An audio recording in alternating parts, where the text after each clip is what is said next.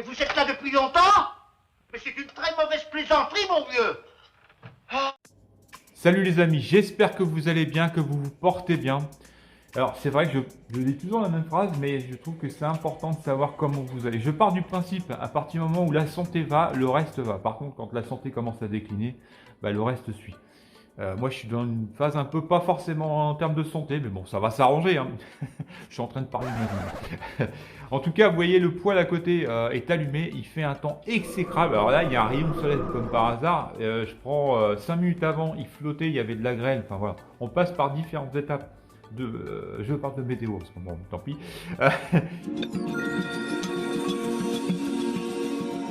Il pleut. Il fait du soleil, il pleut, de la grêle, de la pluie, du soleil. Voilà, voilà, on passe par différentes étapes météorologiques. Bon, pour la partie météo, on en a fini.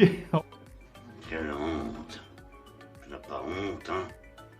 On va revenir sur le thème principal, le home cinéma, bien sûr. Alors, je ne serai pas tout seul dans cette vidéo, j'ai mon ami JC, Jean-Claude pour les intimes. Donc, vas-y Jean-Claude. Présente-toi, vas-y. Non! Ah, il est un peu timide, Jean-Claude. Mais vous inquiétez pas, vous allez voir de temps en temps, il fera un petit passage. Et aussi, je voulais remercier mes abonnés, mes nouveaux abonnés, mes anciens abonnés. J'ai gagné vraiment en abonnés, là, en peu de temps, pas mal d'abonnés. Après, je reste réaliste hein, et tout à fait conscient que j'ai pas une grosse chaîne non plus hein, par rapport à d'autres. Et puis je voulais aussi vous dire, alors déjà vous remercier, merci à ceux qui sont abonnés, ceux qui vont s'abonner, et puis bien sûr mes anciens abonnés, c'est important. Et je voulais dire aussi quelque chose qui est important, je ne gagne pas d'argent sur mes vidéos, ça c'est important de le dire aussi, c'est pas le but non plus, je fais pas des vidéos pour me dire qu'un jour je vais gagner de l'argent. Déjà pour gagner de l'argent sur YouTube, il faut vraiment avoir je sais pas combien de cas. Vivre de cette passion, il faut énormément d'abonnés. Première chose. Deuxième chose, voilà, il faut avoir plus de 1000 abonnés. Commencez par avoir 1000 abonnés pour commencer à avoir une chaîne monnayable. Je ne les ai pas. Je prends le cas de ma chaîne moto que vous connaissez un petit peu. J'ai dépassé plus de 1000 abonnés. Mais il faut savoir que il ne faut pas de droits d'auteur. Déjà, si vous avez des droits d'auteur sur vos vidéos, elles ne sont pas monnayables. Ça fonctionne comme ça. Si vous mettez de la musique, quand vous avez des alertes hein, par rapport à vos vidéos, c'est mentionné, droit d'auteur, etc. Même, mais des fois, il y a des vidéos et ne passent pas hein, parce que les auteurs ne l'acceptent pas. Alors, celles qui passent, tout simplement, vous êtes alerté, vous avez des alertes et on vous dit simplement, en fait, les droits d'auteur, une vidéo avec des droits d'auteur reviennent aux auteurs, tout simplement. Voilà, donc vous ne gagnez rien sur cette vidéo. Si effectivement vous avez, je ne sais pas combien de cas comme certains, qui en vivent très bien, et tant mieux pour eux, hein, tant mieux, mais c'est bien, moi aussi, mais j'aimerais bien aussi vivre de cette passion, je ne vais pas dire le contraire non plus, mais le but pour l'instant, c'est de partager cette passion. Et je disais donc effectivement ceux qui ont énormément, je sais pas, 330 cas par exemple, mais ils ne mettent pas de musique. Mais de la musique, ta chaîne n'est plus monnayable, donc ça revient aux auteurs. Voilà, je voulais simplement clore ce petit chapitre de comment ça se passait au niveau des chaînes YouTube. Donc le thème de cette vidéo c'est dématérialiser vs DVD. Donc en fait on va prendre les avantages et les inconvénients des uns et des autres. On va peser le pour et le contre. Et je vais vous montrer aussi un abonné effectivement qui m'avait parlé d'un petit accessoire. Ah oui, j'en avais parlé, c'est pas non plus énorme, mais je trouve que c'est une bonne idée que j'avais pas forcément pensé. Remarque constructive. Alors, est-ce que vous l'avez vu là? Vous voyez ou pas? Alors, je vais faire un zoom. Parce que là, il est dessus, il est sur le haut-parleur. Le central. Bon là, c'est monté un peu à l'arrache. Bon, je vais me bouger, je vais vous montrer. C'est pas non plus le truc du siècle, hein, bien sûr, mais tout simplement, la personne me disait, et il avait tout à fait raison, c'est que j'avais, quand je regardais la télé, en fait, j'avais un reflet, en fait, sur mon haut-parleur, parce que ça reflétait là-dessus. Donc c'est vrai que j'avais une image qui reflétait là-dessus. Quand tu regardes un film, c'est pas forcément top. Effectivement, ça serait bien de mettre une espèce de protection, c'est pas ce qui coûte très cher. Et il avait raison, donc je lui dis, ouais, c'est pas bête, effectivement. Et c'est vrai que j'y pensais. C'est vrai, je me disais, tiens, j'ai un reflet. Bon, voilà, j'avais passé un peu outre la chose. Et la personne m'a dit, bah écoutez, mettez quelque chose sur votre haut-parleur, vous allez éviter d'avoir des reflets. Et bah, j'ai écouté effectivement son idée qui était plutôt bonne. Donc j'ai acheté effectivement une petite... C'est pas un coring, hein, c'est une espèce de toile en fait. D'ailleurs, il faut que je repasse. Mais alors, c'est vrai que ça, sur l'image, ça donne pas terrible. Il est beaucoup plus noir. On a l'impression qu'il est gris là, mais il est noir. Bon, voilà. Ça déforme tout hein, sur l'image. Mais il faut que je le coupe. Enfin, je ferai ça plus correctement. Là, je l'ai posé pour la vidéo. J'ai pas encore eu le temps de le mettre nickel. Il faut que je le découpe et puis je le mette bien posé sur le haut-parleur. Donc, le thème, effectivement, de cette vidéo, comme je l'ai dit, c'est dématérialiser VS DVD. Donc on va voir les avantages et les inconvénients, la durée de vie, la qualité, toutes les choses comme ça. On va prendre tout ça au crible. Attendez, par contre, ça donne soif. Hein. Mais vous inquiétez pas, c'est que de l'eau. Hein? Qu'est-ce que tu dis, Jean-Claude? Le Dorlo, dans 20-30 ans, il n'y en aura plus. Il a raison, Jean-Claude. Il est pas con, Jean-Claude. Et il dit des trucs incroyables, Jean-Claude. Merci, Jean-Claude, de ton intervention. J'ai pas de parti pris.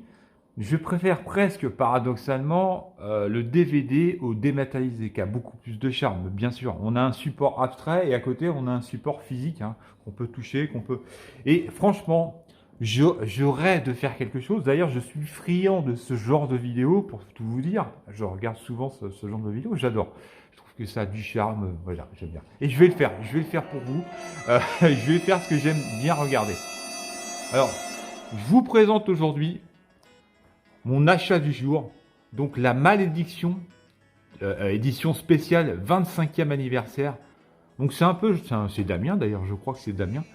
C'est un film qui date de 1976, donc édition spéciale 25e anniversaire que je viens d'acheter. Donc pour vous dire que quand même, j'ai des DVD. Donc j'aime bien ce genre de vidéo, les gens qui présentent le film, qui disent voilà ce qu'ils pensent du film, avec effectivement le support. Rien avec le soleil, c'est pas terrible ça. Avec le support physique, franchement, voilà, ça a son charme que de présenter comme moi je le fais sur la télé des films. Bah bien sûr, et puis on voit le DVD, enfin, voilà, ça a quand même beaucoup plus de charme, hein, on va pas dire le contraire. Donc ça, c'est un des films que j'avais acheté il y a très longtemps. Alors j'en ai d'autres, hein, je vais vous les montrer vite fait. Hein, vite fait. Bah, j'ai ce film-là, je sais pas si j'ai... Bon, ça c'est un opposé terrible ce film-là, je pense. Hein. J'avais acheté ça dans le temps. Ça... Ah, Stephen King, bien sûr. Celui-là. Red Rose. Ah, j'ai encore des DVD. Hein. Celui-là, bon, enfin, celui-là, je l'ai vu d'ailleurs. Ah, je passe par tous les films. Alors ça, c'est un film d'ailleurs que j'ai jamais regardé. Et puis alors, bien sûr, ça. Ah, ça c'est quand même. Bah, je suis fan de A. Hein. C'était quand même dans ma génération. J'étais fan d'ailleurs. De Morton Larquette. C'était quelqu'un. Je m'habillais comme lui. Je faisais tout comme lui. Bah, c'était les années 80. Hein. Donc on est vraiment dedans. Donc c'est pour ça que d'ailleurs on va revenir un petit peu en arrière. Bien sûr. L'Exorciste. Ah bah oui, je l'ai le DVD de l'Exorciste. D'ailleurs, il faudrait que je regarde s'il fonctionne encore. L'Exorciste. Ah, j'en parle beaucoup de l'Exorciste. Eh, il n'y a pas que moi qui aime l'Exorciste. Eh ben, je peux vous dire que même Brad Pitt, il trouve que c'est l'un des films les plus effrayants, même à l'heure actuelle. It's amazing. Oh man, you got some great ones. Exorcist, still to me, one of the Scariest. most frightening movies of all time. Scariest. It is he who commands you! He who flung you from the heights of heaven to the depths of hell! J'avais l'Exorciste 2. Ah, c'est pour dire, j'ai quand même des DVD, hein, malgré que, voilà, mais j'adore ça, moi, j'adore le support physique. Ça, c'est le dernier, l'Exorciste au commencement. C'est pour vous dire que je suis effectivement dématérialisé à 100%, bien sûr, mais j'adore le support physique, j'adore le DVD, ça a son charme. D'ailleurs, je suis friand de ce genre de vidéos, des gens qui présentent comment dire, leur achat du jour qu'ils ont acheté chez nous ou dans des magasins, des choses comme ça. Voilà, ça c'est pour vous dire. Voilà, je suis pour le DVD. D'ailleurs, il faut acheter du DVD. Faut faire fonctionner l'industrie du cinéma. Tout a commencé par ça. Alors, je vous présente bien sûr. Ah, mais c'est surtout ce qui est à l'intérieur qui est intéressant. La cassette vidéo. Et je parle de ça, ma fille, elle me croit pas. Je lui dis, et si nous on avait ça avant, on avait des magnétoscopes. On avait des magnétoscopes. Rappelez-vous du fameux magnétoscope. Ça, c'était un truc de malade.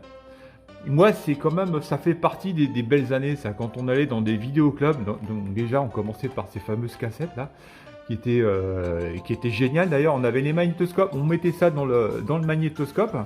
Et puis on lisait ça, par contre il fallait rembobiner la cassette, on avait intérêt de rembobiner la cassette, parce que sans ça on se faisait tuer, ils nous tiraient dessus. Hein. Première sommation, la deuxième ils nous tiraient dessus. Il fallait absolument la rembobiner quand on l'a ramené au vidéoclub. Ça c'est vraiment les belles années du vidéoclub. Moi je me rappelle, c'était quand j'étais sur Paris, je rentrais là-dedans, je restais pendant je sais pas combien de temps. Alors tu sais pas, alors t'allais prendre un film, finalement tu sortais avec 3 films quoi. Donc ça c'était les belles années. Oui, on va voyager dans les années 80. La première cassette vidéo. Hein? Qu'est-ce que tu dis, Jean-Claude? Bon voyage. Il est sympa, Jean-Claude, quand même. Hein, il est trop sympa. Par contre, je l'emmène plus en moto, lui. Hein. Une fois, je l'avais emmené en moto avec moi.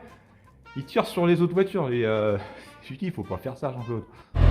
Regarde, Jean-Claude, regarde. C'est la priorité, Jean-Claude. C'est pas normal.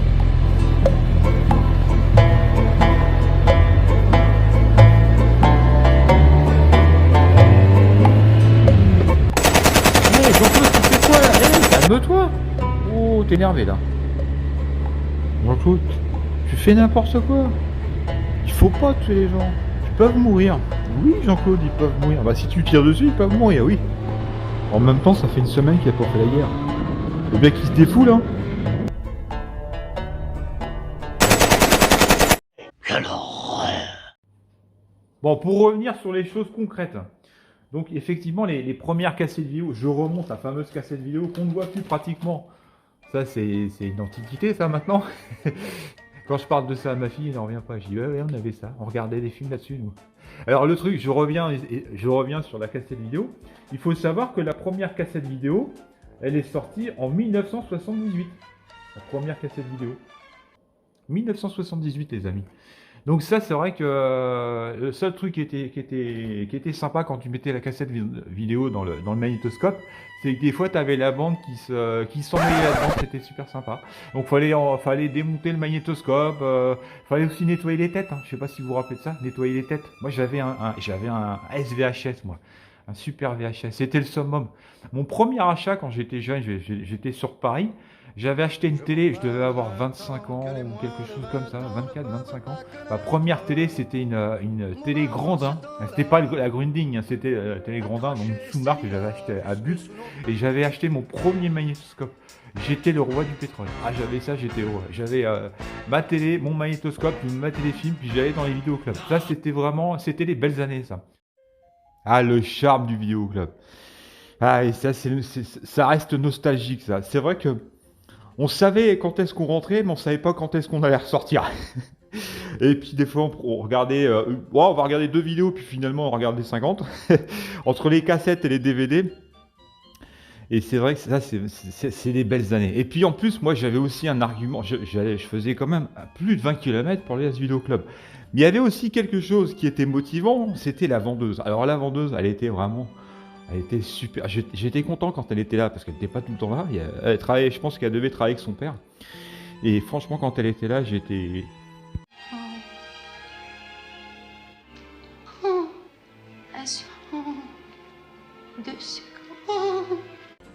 Ah oui, j'étais comme une finesse, moi j'étais complètement tétanisé quand je la voyais.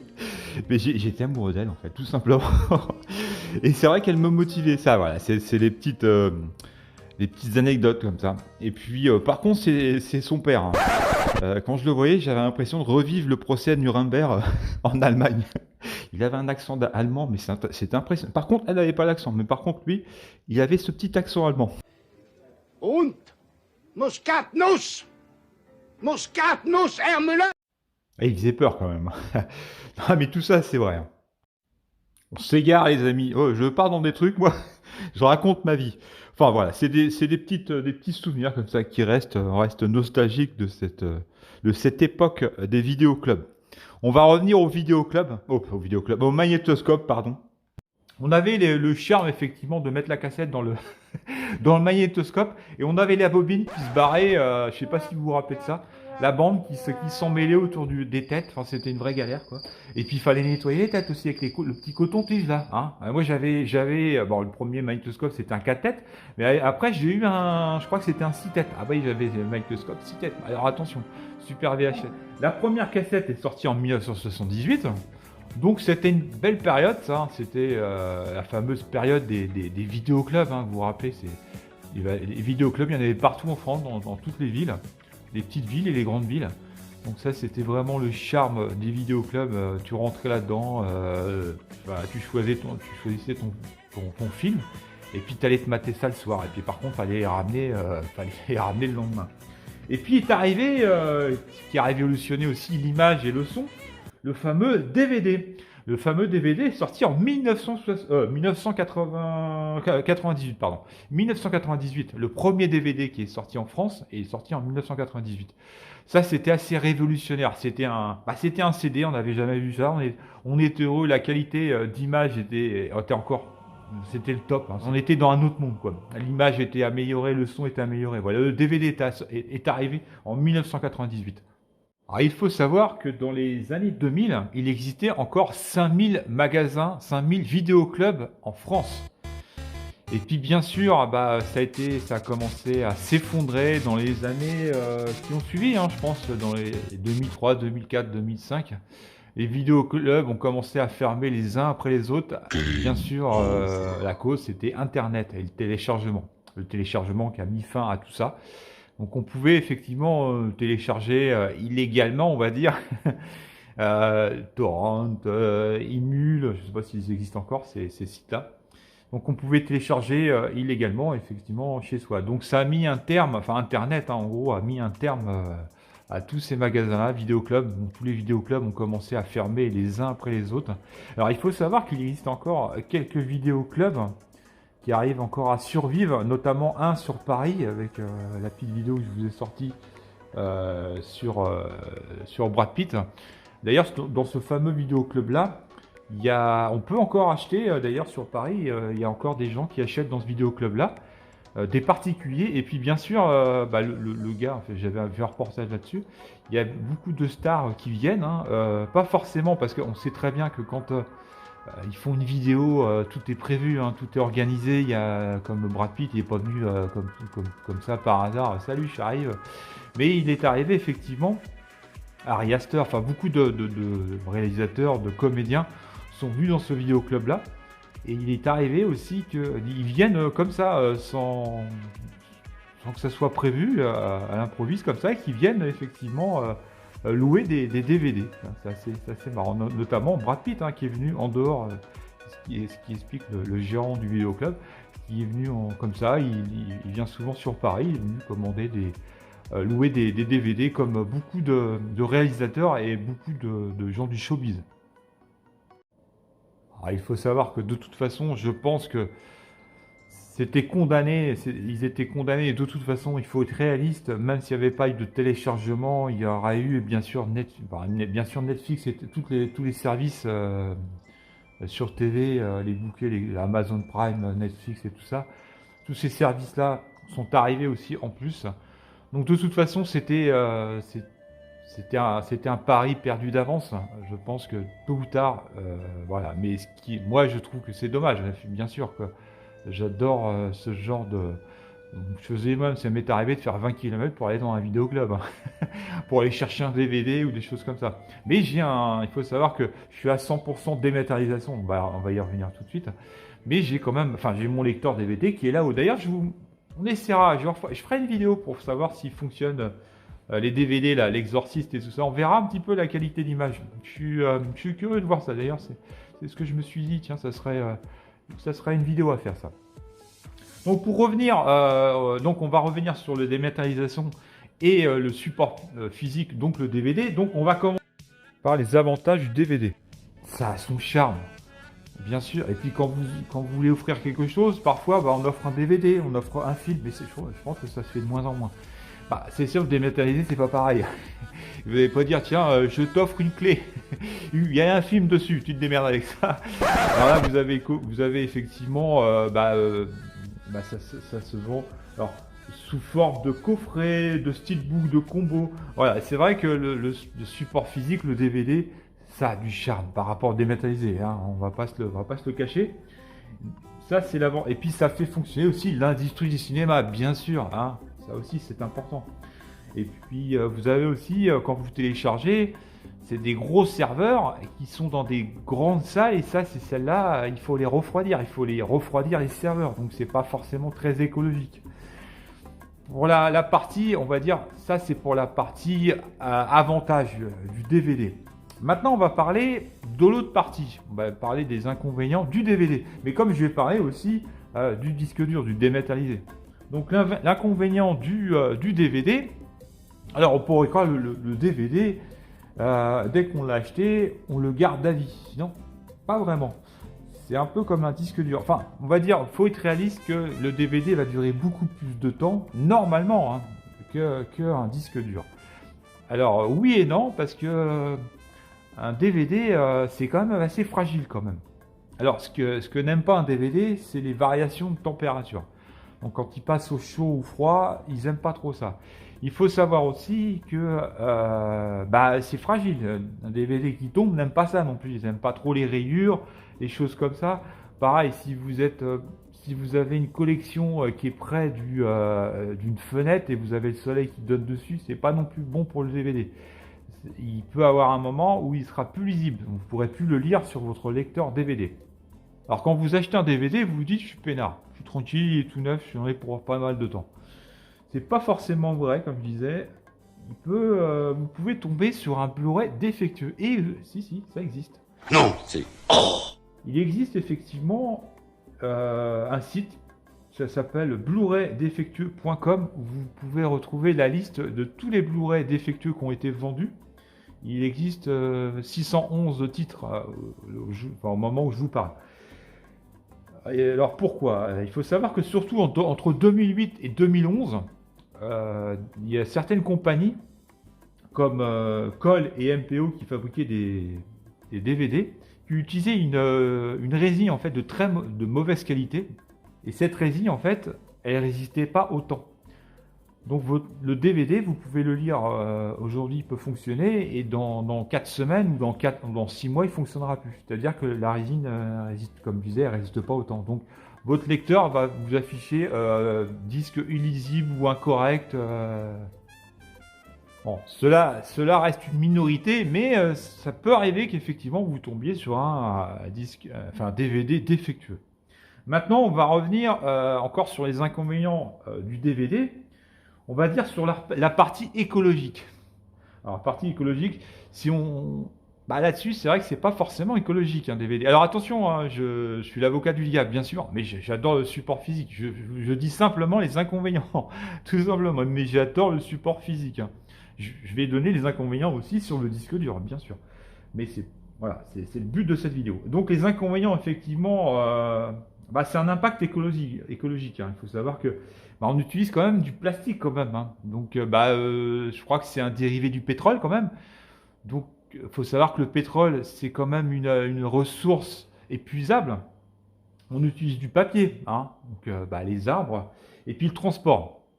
Donc tout ça, forcément, c'est pas forcément écologique. C'est pas possible! On va parler aussi du prix, qui est pas négligeable. Hein. Il faut savoir quand même qu'un DVD neuf, où vous allez prendre un steelbook, enfin n'importe quoi, au dernier sorti, ça peut aller jusqu'à plus de 30 € un DVD. Hein. Alors c'est vrai qu'on peut en trouver d'occasion chez Nose, dans des discounters comme ça. On peut en trouver effectivement. Mais si vous voulez acheter le dernier sorti, un Marvel, le dernier sorti à la Fnac, faut mettre quand même le prix, donc c'est pas non plus donné. Donc ça serait intéressant, c'est de connaître un petit peu le partage entre les répartitions entre le vendeur, c'est-à-dire la Fnac ou un autre magasin, la production du produit, du DVD, tous les fournisseurs, l'emballage, le transport, et bien sûr les droits d'auteur. Ça serait intéressant de connaître un petit peu tout ce partage, toute cette somme partagée entre tous. Voilà, ça serait intéressant de savoir.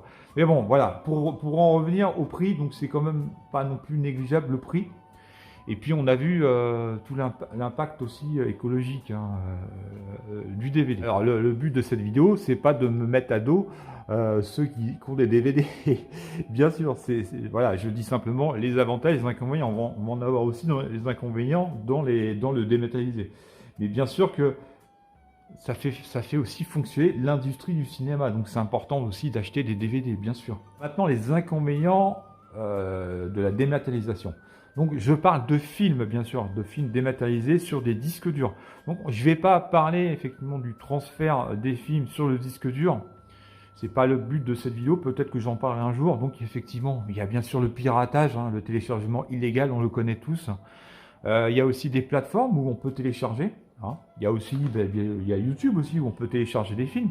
Il y a aussi ripper des films avec, si vous avez des DVD, vous pouvez emprunter un DVD à votre ami et puis le dématérialiser sur un disque dur. Ça se fait, vous pouvez copier un film. Enfin voilà, il y a énormément de méthodes pour avoir des films sur un disque dur. Alors, on va dire le premier inconvénient du disque dur. Premier inconvénient, c'est qu'il faut savoir qu'un disque dur, la durée de vie est très limitée. Il faut savoir que, alors, ce qui use un disque dur, c'est l'écriture et la lecture. Si vous faites tout le temps ça, bien sûr que vous sollicitez énormément un disque dur. Donc, l'avantage quand vous mettez des films, c'est déjà, tant que vous effacez pas et puis vous en remettez un, là, vous faites que ça, enfin écriture et lecture, forcément, là, vous allez l'user beaucoup plus rapidement. Si vous faites que de la lecture, déjà, il va durer beaucoup plus longtemps. Alors, une durée de vie, la durée de vie d'un disque dur, a priori, c'est entre 10 et 15 ans. Peut-être plus même. Alors après, les DVD, alors l'avantage, bien sûr, du DVD, c'est que c'est jusqu'à 30 ans. Peut-être même plus, peut-être. On n'a pas assez de recul, mais les DVD vont très longtemps. Donc ça, c'est vraiment le gros avantage du DVD, bien sûr. Quand vous l'avez, vous êtes sûr. Bon, si vous le protégez bien par rapport aux températures, ce que je disais, mais déjà le DVD dure beaucoup plus longtemps qu'un disque dur. Donc ça, c'est le premier inconvénient du disque dur. La durée de vie est très limitée, enfin limitée quand même, 10-15 ans, c'est quand même assez... Voilà. Un disque dur peut griller, donc c'est vrai que si vous avez énormément de films, comme je prends moi, mon cas par exemple, si vous avez un disque dur où vous avez 16 Tera, vous perdez tous vos films dessus, vous perdez des milliers de films comme ça en une fraction de seconde. Donc ça, c'est le gros inconvénient.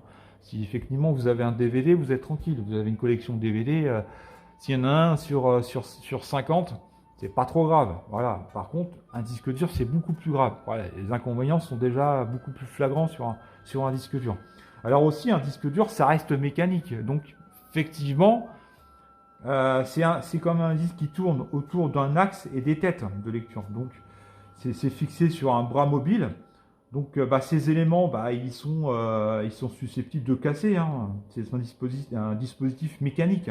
Donc c'est soumis quand même à l'usure, comme les têtes et l'axe. Pour un cas, par exemple, moi quand j'ai acheté mon disque dur d'occasion sur Amazon, ça m'est déjà arrivé, je vous l'avais déjà dit, ça m'est déjà arrivé, effectivement, j'avais acheté un disque dur, il est arrivé chez moi, il fonctionnait pas. Pourquoi? Parce que quand un disque dur voyage, c'est là où il peut se passer énormément de choses. Le problème, c'est le transport. Voilà. À partir du moment où vous ne bougez pas un disque dur, vous n'aurez jamais de soucis. Un disque dur, c'est très fragile. Je vous ai dit, c'est mécanique. Vous bougez un peu, il suffit que le transporteur il balance le carton ou il tombe ou machin. Ça y est, le disque dur, il va plus fonctionner. C'est super fragile un disque dur. C'est pas la même chose qu'un DVD. Si un DVD tombe, il va fonctionner. Mais un disque dur, ça reste mécanique, donc c'est fragile. Moi, je ne suis pas encore à l'abri. J'en parlais avec quelqu'un qui s'y connaît. J'ai acheté un disque dur il y a quelques mois. Il m'a dit c'est les premiers mois qui font toute la différence. Si au bout de 4 mois, il fonctionne toujours, voilà, c'est que tu es tranquille pendant pas mal de temps. Par contre, si c'est les trois premiers mois qui vont faire que tu vas savoir si à un moment ou à un autre, il peut lâcher. Donc ça se fait pas tout de suite.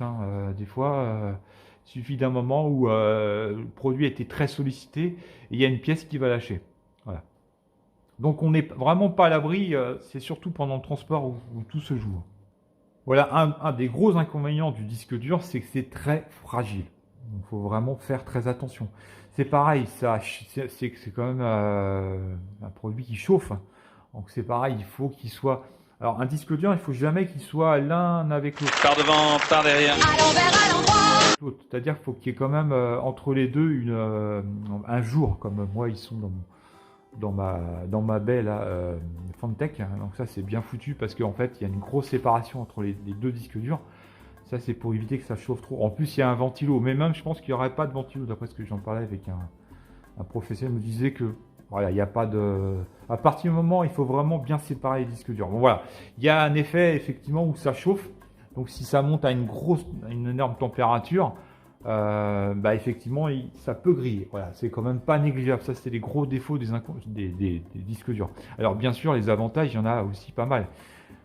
Si j'avais la collection que j'ai dans mon Fantech là-bas, j'aurais carrément un mur de DVD. Donc en termes de place, bon voilà, il n'y a pas photo par rapport au DVD. Alors je fais bien sûr l'avocat du diable dans les deux cas. Alors pour la partie écologique, c'est beaucoup plus... Alors il y a oui et non, parce que c'est des serveurs. Donc comme je disais, les serveurs, il faut les refroidir. Donc ça demande aussi de l'électricité. Il faut les ventiler. Donc ça demande de l'électricité. Donc en termes écologiques, voilà. Mais je parle par rapport au transport. Ça n'utilise pas de plastique. Ça n'utilise pas de papier, ça n'utilise pas de transport puisque vous téléchargez directement sur votre ordinateur. Voilà, ça quand même, c'est la partie, on va dire, écologique, c'est un peu plus écologique qu'un DVD. Jean-Claude, on joue pas avec la dynamite, ça peut être dangereux. La dernière fois, tu t'es trompé avec le décalage horaire. Trop tard. Pas bien ce que t'as fait là. Faut pas recommencer. Faut surtout pas recommencer. Et quand je vous dis qu'il fait n'importe quoi, personne ne me croit. Là, vous l'avez en direct, vous l'avez vu. Hein, pour ça, je l'emmène plus en moto. Hein. Parce qu'il tire sur tout le monde, il est un peu foufou. Alors des fois, il faut qu'il fasse la guerre, sans ça, il est énervé. Enfin bon, bref. Voilà, c'est la fin de cette vidéo, les amis.